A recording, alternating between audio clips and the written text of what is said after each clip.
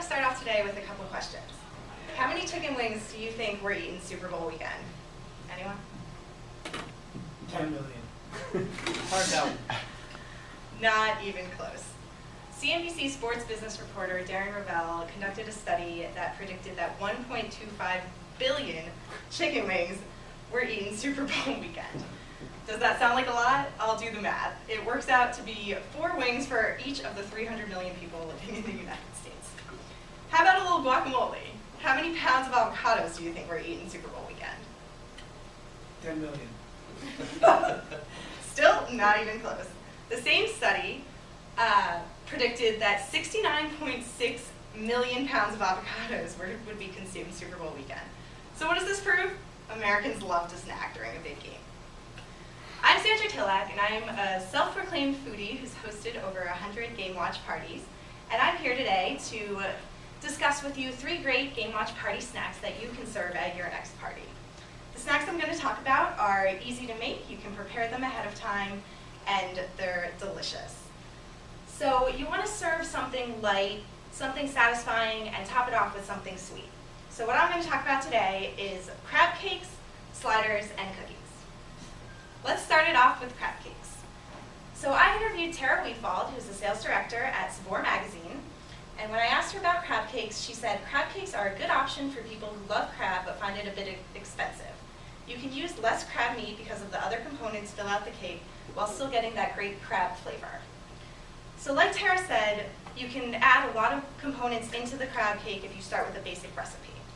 So the basic crab cake recipe is easily adaptable to the preferences of any cook. I like to add things like onions, peppers, and celery. So what I have here is the 4 basic steps to making your crab cakes. It's really easy. Like I said, you can prepare it ahead of time. You want to start out with your crab meat, add some breadcrumbs and a mayonnaise-based sauce. Form them into patties, cover them with breadcrumbs, and pop them in the fridge before anybody gets there. So when people start to arrive, you can take them out of the fridge, fry them up, and serve them hot with a lemon dill sauce or some sort of remoulade sauce as your guests start to arrive. So once the game is in full swing, everyone's enjoying their crab cakes, and you've heard your share of choice language or maybe cheers, your guests will sure have worked up an appetite. So you want to give them something that will keep them satisfied and keep their energy up for the rest of the game. So sliders are a really good option to do that. In a 2009 CBS News segment, celebrity chef Bobby Flay interviewed the head chef at the White Rose Diner in Linden, New Jersey, the diner's actually really famous for their sliders. So the head chef is Chef Rich Belfer, who called his sliders 2-ounce burgers that deliver heavyweight flavor in a featherweight package. So the typical slider is made with ground chuck, and you can add any sort of seasoning you like. Similar to the crab cakes, it's adaptable to the preferences of any cook. So what I like to do is add a little Worcestershire sauce and some ranch seasoning just to give it a little extra flavor. So you can make these ahead of time, and you can also make your sauce ahead of time. Chipotle mayo is really easy. Just throw in some chipotles in adobo in a blender, put it in the fridge, and pull it out when you're ready to make the burgers. So when it gets to be just before halftime, maybe duck into the kitchen and start preparing your sliders. So I've got some simple steps up here to make your sliders. You want to steam griddle them on a bed of onions, which is the really important part to lock in the onion flavor for your sliders.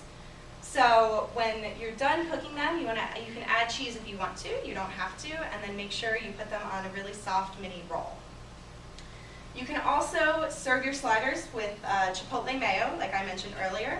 And a good option I like to do at my Game Watch parties is actually add a burger bar to give people an option of lettuce or tomatoes, pickles, and you can put this chipotle mayo on the side in case not everybody likes spicy food. So people can have their own options and build their own sliders to eat while the game is progressing.